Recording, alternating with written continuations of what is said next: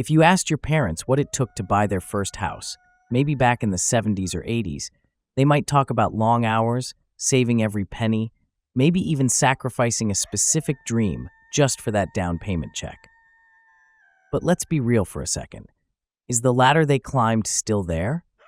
Because right now, buying a house feels less like climbing a ladder and more like trying to scale a sheer cliff face with a wet noodle. This isn't an exaggeration either. It's a massive economic shift that hits one core idea. Owning physical shelter has become astronomically expensive for most average earners. The problem isn't just money.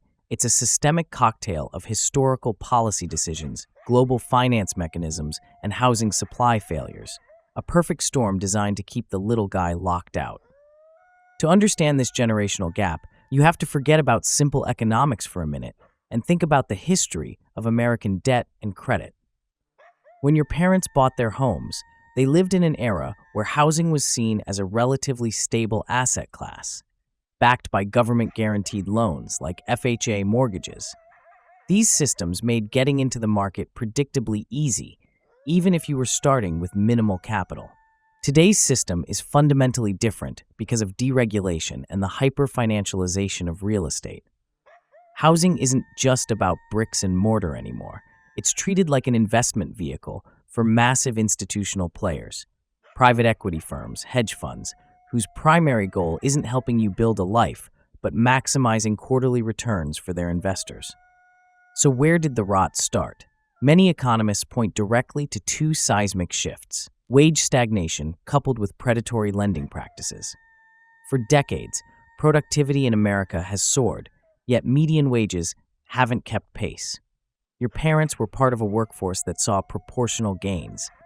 Many younger people feel like they are constantly fighting uphill against rising costs and barely seeing their savings accumulate. Think about the cost breakdown. Back then, even if you needed significant financing, the ratios worked better for the homeowner.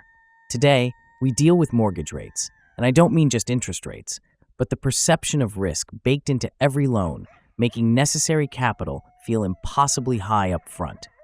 It's a debt trap disguised as an opportunity. But it gets more complex than just money flow. We have to talk about supply shock. The construction sector has struggled mightily for years. Labor shortages, combined with material costs and permitting nightmares, mean that the basic physical unit, the available home, is simply not there when demand spikes. This creates a terrifying feedback loop. Low supply meets high, aggressive demand from people who can afford to bid up prices, driving up what little inventory exists.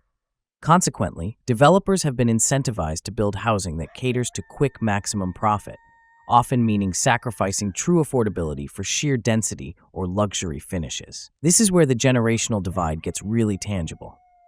Your parents might remember looking at a cookie-cutter suburban home with reliable schools and predictable upkeep costs. Today, even entry-level homes often require massive maintenance and come with inflated utility costs driven by aging infrastructure and climate change concerns. Furthermore, we have to discuss the role of corporate ownership in the rental market. Many people who are trying to buy first only know the system through renting. They encounter landlords or large property management groups that operate purely as rent-collecting machines, not community anchors. This relationship warps expectations about what homeownership even means today. Consider the down payment problem. In the past, some families could rely on a substantial inheritance, a truly massive safety net for getting started. Today, while many people still benefit from family support, the average required saving period has ballooned to an almost unimaginable degree, placing huge pressure on starting salaries. The biggest surprise factor, and something most people overlook, is zoning law itself. Zoning regulations, the invisible rules dictating what can be built where, are often incredibly restrictive, especially in desirable urban areas. These laws effectively throttle the supply of starter homes, funneling growth into high-priced luxury condos or developments far outside your means.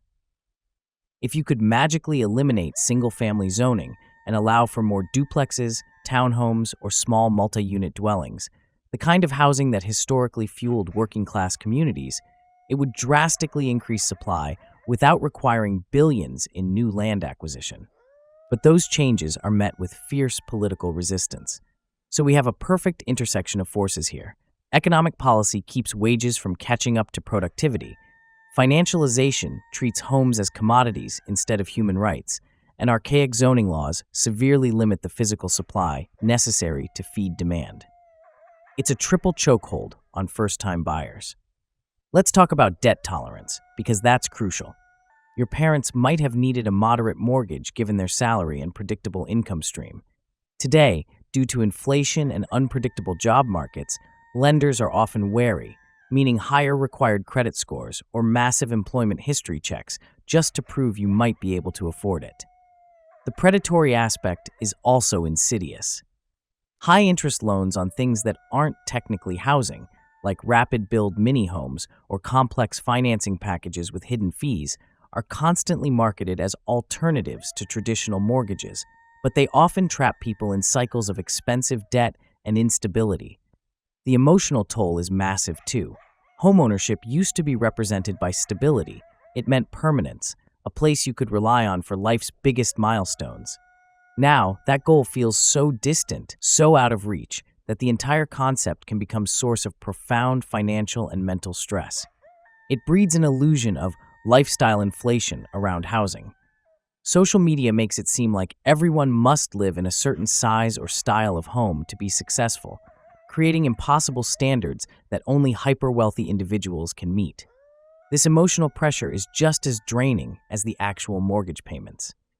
To synthesize this for one clear takeaway, the mechanism used by your parents, hard work plus stable asset appreciation plus reasonable lending practices equals housing ownership, has been replaced by a system where hard work primarily results in wage stagnation while speculative finance controls pricing and supply.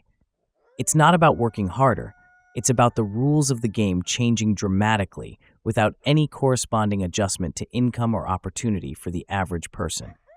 The game was rigged decades ago, subtly through policy decisions that prioritized institutional profit over stable community building. So what does this mean for us? It means we need to redefine home. Maybe stability no longer equals a detached single-family home in the suburbs. Maybe it needs to be found in co-housing models, high-density urban environments, or different forms of shared economic security altogether. The narrative surrounding housing has to shift from one of individual financial conquest, if you just save enough and work hard enough, to one that demands systemic change in zoning, rent control, and equitable access to the land itself.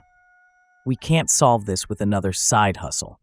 This is a policy problem, a deeply entrenched structural failure that requires changing who gets to profit from scarcity and making sure that scarcity isn't just for the highest bidders of capital. The generational shift we are witnessing isn't one of laziness. It's a historical consequence of wealth transfer getting faster and more concentrated, leaving entire generations grappling with housing goals that were once considered baseline normal life objectives. It forces us to ask the really uncomfortable question: is stable homeownership actually a fundamental economic right, or is it just another deeply marketed commodity? Because recognizing it as a right changes who holds the power and what kinds of solutions are even possible. The next chapter for housing, and maybe for economic stability itself, is going to be radically different from anything your parents ever experienced, demanding not just savings accounts, but massive civic activism and policy overhaul. Understanding the mechanism is step one. Recognizing that individual effort alone won't fix this systemic issue is step two. It requires a collective reset of how we value community over pure profit margins. If this deep dive into economic history and housing policy opened your eyes to something you hadn't considered, hit that like button. And if you want more breakdowns on complicated topics, make sure you subscribe and ring that bell for Brain Drop. We're always digging into the uncomfortable truths of how our world works.